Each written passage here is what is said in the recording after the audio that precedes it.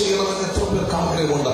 ആത്മീയമായി വളരുവാൻ ഒറ്റ സൊല്യൂഷനേ ഉള്ളൂ. പത്രോസ് പറയുന്നു, ദൈവവചനം എന്ന മായമില്ലാത്ത പാൽ കുടിച്ച് വളരുക. നിങ്ങൾ രക്ഷയ്ക്കായി വളരണമെങ്കിൽ ദൈവവചനം എന്ന മായമില്ലാത്ത പാൽ കുടിക്കുക. ഒരു മനുഷ്യനെ ആത്മീയമായി വളർത്തുന്നതും അവനെ ദൈവകൃപയിൽ നിർത്തുന്നതും ഒരു പാസ്റ്ററല്ല. അവനെ ആത്മീയമായി വളർത്തുന്നത് ഒരു ബിഷപ്പല്ല. അവനെ ആത്മീയമായി വളർത്തുന്നത് അവൻ ദൈവസന്നിധിയിൽ നിന്ന് പ്രാപിക്കുന്ന ദൈവത്തിന്റെ വചനമാണ്. ഇന്ന് ഈ രാത്രിയിൽ നിങ്ങൾ ദൈവത്തിന്റെ വചനം കേൾക്കുമ്പോൾ ആ ബൈബിൾ ഇങ്ങനെ വ്യക്തമാക്കുന്നുണ്ട്, ആമേൻ, നിങ്ങൾ വീണ്ടും ജനിച്ചിരിക്കുന്നത് കെടുന്ന ബീജത്താലല്ല, കെടാത്തതിനാൽ ഉൾനട്ടതും നിലനിൽക്കുന്നതുമാകുന്ന ദൈവവചനത്താലാകുന്നു നിങ്ങൾ വീണ്ടും ജനിച്ചത്. ദൈവവചനം കെടാത്ത ബീജമാണ്. ദൈവവചനം നിലനിൽക്കുന്നതാണ്. ആമേൻ. ഈ കർണപുടത്തിനകത്തുകൂടെ ദൈവവചനത്തിൽ ബീജം കയറി ഹൃദയമാകുന്ന ഗർഭപാത്രത്തിനകത്ത് ദൈവവചനം എന്ന ബീജം ഇന്ന് രാത്രി വന്ന് വീഴുമ്പോഴാ ഒരുത്തിന്റെ അകത്ത് വീണ്ടും ജനനം നടക്കുന്നത്.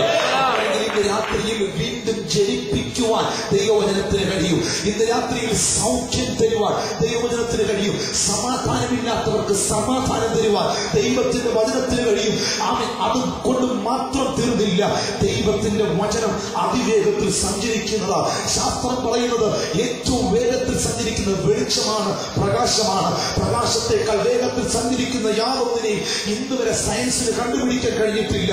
എന്നാൽ ഇന്ന് രാത്രി വിശ്വസിക്കാമെങ്കിൽ വിശ്വസിച്ചോ, ദൈവത്തിന്റെ വചനം പ്രകാശത്തെക്കാൾ അതിവേഗത്തിൽ ഓടുന്നതാ. അത് വിശ്വസിക്കുന്നവർക്കായി ദൈവത്തെ സ്തുതിക്കുന്നു.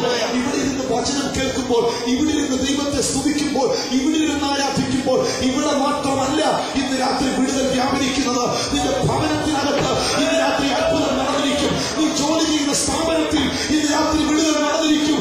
മൈലുകൾക്കപ്പുറത്ത്, കിലോമീറ്ററുകൾക്കപ്പുറത്ത്, കടലുകൾ കടന്ന് നീ ആഗ്രഹിക്കുന്ന മണ്ഡലങ്ങളിൽ ഇന്ന് രാത്രി ദൈവത്തിന്റെ കരം ഇറങ്ങും. വിശ്വസിക്കുന്നവർക്കായി ഞാൻ ദൈവത്തെ സ്തുതിക്കുകയാണ്.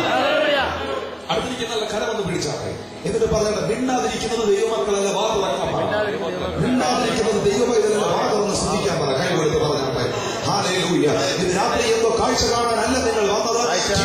പാസ്റ്റർ എങ്ങനെ ഇരിക്കുന്നു, ക്ഷീണിച്ചോ, വണ്ണം വെച്ചോ, മെലിഞ്ഞിരിക്കുന്ന ഉപവാസമാണ്, കൃപയുണ്ടോ കൃപയില്ലയോ എന്ന് കാണാനല്ല നിങ്ങൾ വന്നത്. ഇന്ന് രാത്രി പ്രാപിക്കാൻ വന്നവർക്കായി ഇന്ന് രാത്രി ദൈവത്തിൽ നിന്ന് പ്രാപിക്കാൻ വന്നവർക്കായി കർത്താവിനെ വാഴ്ത്തുന്നു. കരമൊന്ന് ഉയർത്തി വായിക്കുന്നത് ഒരു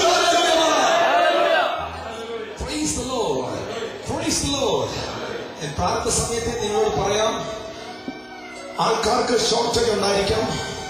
ഇതിനകത്ത് ഹീറ്ററിന് അതിന്റെ ചൂടിന് ഷോർട്ടേജ് ഉണ്ടായിരിക്കാം. നിങ്ങളുടെ പേഴ്സിലെ പൗണ്ടിന് ഷോർട്ടേജ് ഉണ്ടായിരിക്കാം. പക്ഷെ സ്തോത്രത്തിന് ഇതിനകത്ത് ഷോർട്ടേജ് ഉണ്ടാകരുത്.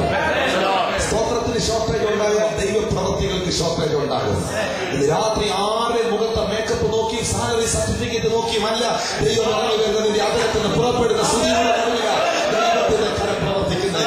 ശലോമോന്റെ ആലയത്തിൽ ദൈവസാന്നിധ്യം ഇറങ്ങിയത് അവർ സ്തുതിക്കാൻ ആരംഭിച്ചപ്പോഴാണ്. സമാഗമന കൂടാരത്തിൽ ദൈവസാന്നിധ്യം ഇറങ്ങിയത് അവർ സ്തുതിക്കാൻ ആരംഭിച്ചതാണ്. സിഹിയോൻ മാളികയിൽ ദൈവസാന്നിധ്യം ഇറങ്ങിയവർ ഒന്നിച്ച് സ്തുതിച്ച് ഒരുമാനപ്പെട്ട് കാത്തിരുന്നപ്പോഴാണ് ദൈവത്തിന്റെ കരം വെളിപ്പെട്ടത്. അങ്ങനെ എല്ലാ കരമം അടിച്ചാൽ പ്രസവം വായുകൾ തുറന്ന്